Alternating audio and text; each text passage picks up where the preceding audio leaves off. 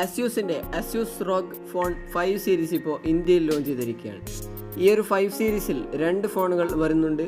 അതുകൂടാതെ ഒരു special എഡിഷനായ ultimate എന്നൊരു ഓപ്ഷനും കൂടി വരുന്നുണ്ട്. അതായത് 3 ഫോണുകൾ വരുന്നുണ്ട്. ഇന്ന് നമ്മൾ ഈ വീഡിയോയിലൂടെ പരിശോധിക്കുന്നത് Asus Rog ഫോൺ 5 Pro എന്നൊരു ഫോണിൻ്റെ ടോട്ടലി ഒരു സ്പെസിഫിക്കേഷൻ ബേസിലുള്ള ഒരു റിവ്യൂ ആണ്. വീഡിയോയിലോട്ട് കിടക്കുന്നതിന് മുമ്പ് ചാനൽ ആദ്യമായി കാണുന്നവരാണെങ്കിൽ ചാനലൊന്ന് സബ്സ്ക്രൈബ് ചെയ്യുക. തൊട്ടടുത്ത് കാണുന്ന ബെല്ലൈക്കൺ കൂടി ഒന്ന് എനേബിൾ ചെയ്ത് വെക്കുക. നേരെ വീഡിയോയിലോട്ട്.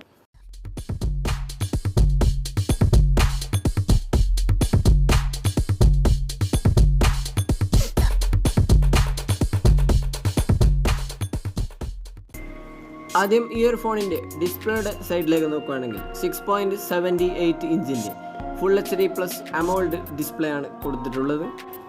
1B കളേഴ്സ് എന്നൊരു ഫീച്ചറും ഇതിൽ സപ്പോർട്ട് ചെയ്യുന്നുണ്ട്. HDR10+ ഒരു സപ്പോർട്ടും ഇതിൽ വരുന്നുണ്ട്. 395 പിക്സൽ പെർ ഇഞ്ചിൻ്റെ ഡെൻസിറ്റിയും ഈ ഫോണിൻ്റെ ബോഡിക്ക് കൊടുത്തിട്ടുണ്ട്. കൂടാതെ കോണിംഗ് ഗൊറില്ല ഗ്ലാസ് വിക്ടസിൻ്റെ പ്രൊട്ടക്ഷനും ഈ ഒരു ഫോണിൻ്റെ ബോഡിക്ക് കൊടുത്തിട്ടുണ്ട്. അപ്പോൾ കുറച്ചും കൂടി നല്ലൊരു ബെറ്ററായ ഒരു പ്രൊട്ടക്ഷനും ഇതിൻ്റെ ബോഡിക്ക് ഗൊറില്ല ഗ്ലാസ് വിക്ടസിൽ കൊടുത്തിട്ടുണ്ട്. അതൊരു നല്ലൊരു കാര്യം തന്നെയാണ്. അപ്പോൾ അത് നമുക്ക് കുറച്ച് യൂസ്ഫുള്ളായ ഒരു ഓപ്ഷനും തന്നെയാണ്.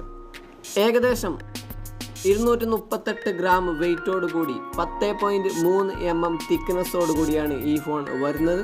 അതുകൊണ്ട് തന്നെ ഒരു മികച്ച ഒരു പെർഫോമൻസ് ഇതിൽ നമുക്ക് പ്രതീക്ഷിക്കാം. കാരണം ഒരു ബൾക്കി ആയിട്ടുള്ള ഒരു നല്ലൊരു വെയിറ്റ് കൂടിയ ഒരു ഫോൺ തന്നെയാണ്. അതിനൊത്ത പെർഫോമൻസ് ഇതിൽ നിന്ന് നമുക്ക് ലഭിക്കുന്നതാണ്.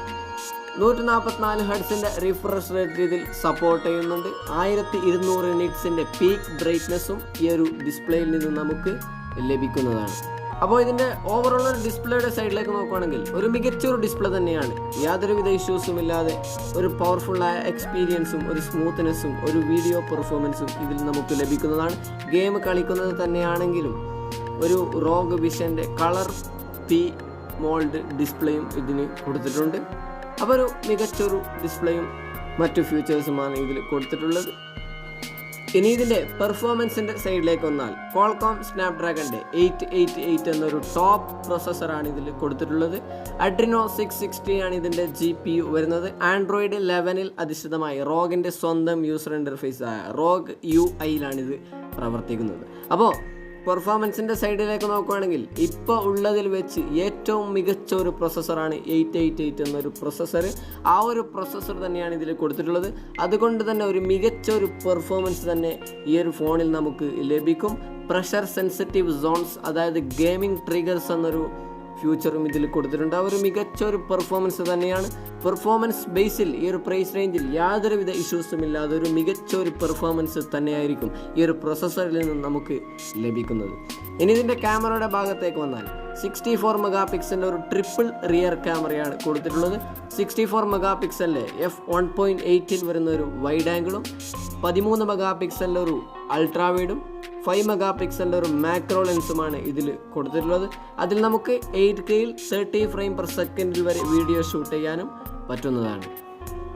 ഇനി ഇതിൻ്റെ സെൽഫി ക്യാമറയിലേക്ക് വന്നാൽ 24 മെഗാ പിക്സലിൻ്റെ ഒരു വൈഡ് ആംഗിളാണ് കൊടുത്തിട്ടുള്ളത്. അതിൽ നമുക്ക് 1080p റെസൊല്യൂഷനിൽ 30 ഫ്രെയിം പെർ സെക്കൻഡിൽ വരെ വീഡിയോ ഷൂട്ട് ചെയ്യാനും പറ്റുന്നതാണ്. അപ്പോൾ ക്യാമറയുടെ ഭാഗത്തേക്ക് നോക്കുകയാണെങ്കിൽ ഒരു മികച്ച ഒരു ക്യാമറ സെറ്റപ്പ് തന്നെയാണ് ഇതിൽ കൊടുത്തിട്ടുള്ളത്.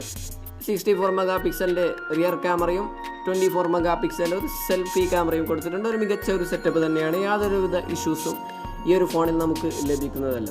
ഈ ഒരു പ്രൈസ് റേഞ്ചിൽ ഇതിനേക്കാളും മികച്ച ഒരു ക്യാമറ സെറ്റപ്പ് ഒക്കെ വരുന്ന ഫോണുകൾ ധാരാളമുണ്ട്. എങ്കിൽ ഇതൊരു ഗെയിമിംഗ് ഫോണാണ്. ഗെയിമിംഗ് ഫോണാകുമ്പോൾ ആ ക്യാമറക്ക് അത്ര ഇമ്പോർട്ടൻ്റ് കൊടുക്കുന്നില്ല. അതുകൊണ്ട് തന്നെ ഒരു നോർമൽ സെറ്റപ്പാണ് ഈ ഒരു പ്രൈസ് റേഞ്ചിൽ ലഭിക്കാവുന്ന ഒരു നോർമൽ സെറ്റപ്പ് ക്യാമറയാണ് ഇതിൽ കൊടുത്തിട്ടുള്ളത്. ഇനി ഇതിൻ്റെ ബാറ്ററിയുടെ സൈഡിലേക്ക് വന്നാൽ 6000 mAh ഒരു ബാറ്ററിയാണ് കൊടുത്തിട്ടുള്ളത്. 65 വാട്ടിൻ്റെ ഒരു ഫാസ്റ്റ് ചാർജിങ്ങും കൊടുത്തിട്ടുണ്ട്. അപ്പോൾ ഇത് നമ്മൾ കാണുന്നത് ആദ്യമായിട്ടായിരിക്കും. 10 വാട്ടിൻ്റെ ഒരു റിവേഴ്സ് ചാർജിങ്ങും ഇതിൽ സപ്പോർട്ട് ചെയ്യുന്നുണ്ട്. അപ്പോൾ നമ്മൾ 65 വാട്ടിൻ്റെ ഫാസ്റ്റ് ചാർജർ കാണുമ്പോൾ ചിലപ്പോൾ 4000 mAh 4500 mAh ആയിരിക്കും അതിൻ്റെ mAh വരിക. പക്ഷേ ഇതിൽ 6000 mAh ഒരു ബാറ്ററിയും 65 വാട്ടിൻ്റെ ഒരു ഫാസ്റ്റ് ചാർജറും കൊടുത്തിട്ടുണ്ട്. ഒരു മികച്ചൊരു ഓപ്ഷനും സെറ്റപ്പ് തന്നെയാണ് ബാറ്ററിയുടെ ഭാഗത്ത് കൊടുത്തിട്ടുള്ളത്.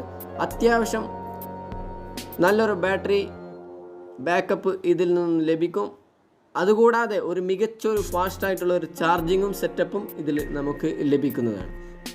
അപ്പോൾ ബാറ്ററിയുടെ ഭാഗത്തും നമ്മൾ സഫീഷ്യൻ്റ് ആണ്. ഇനി ഇത് നമുക്ക് ഗ്ലോസി ബ്ലാക്ക് എന്നൊരു കളർ വേരിയൻറ്റിൽ മാത്രമാണ് ലഭിക്കുന്നത്. ഇതിൽ നമുക്ക് 3.5mm ഓഡിയോ ജാക്ക് ഇതിൽ സപ്പോർട്ട് ചെയ്യുന്നുണ്ട്. ഇത് നമുക്ക് ഒറ്റ സ്റ്റോറേജ് വേരിയൻറ്റിലാണ് ലഭിക്കുന്നത്. 16 GB റാമും 512 GB സ്റ്റോറേജുമാണ് ലഭിക്കുന്നത്. UFS 2 3.1 ആണ് സ്റ്റോറേജ് ടൈപ്പ്. ഇനി ഇതിൻ്റെ പ്രൈസിങ്ങിൻ്റെ കാര്യത്തിലേക്ക് വന്നാൽ ഏകദേശം 1 lakhനടുത്ത് ഇതിൻ്റെ പ്രൈസ് വരുന്നുണ്ട്. അപ്പോൾ ഇന്ത്യയിൽ എക്സ്പെക്റ്റ് ചെയ്യുന്ന ഒരു ഏകദേശം പ്രൈസൊന്നും ഇപ്പോൾ പുറത്ത് വന്നിട്ടില്ല. അപ്പോൾ ഒരു റൂമർ ഡീറ്റെയിൽ ആയിട്ടുള്ള ഒരു പ്രൈസാണ് ഇപ്പോൾ പറഞ്ഞിട്ടുള്ളത്. ഇതൊരു ഗെയിമിംഗ് ഫോൺ ആയതുകൊണ്ടാണ് ഇതിന് ഇത്രയൊക്കെ പ്രൈസ് വരുന്നത്. അപ്പോൾ ഇന്ത്യയിൽ എത്തിയപ്പോൾ ഇത് നമുക്ക് എത്ര വിലയാണെന്ന് നമുക്ക് നോക്കാവുന്നതാണ്.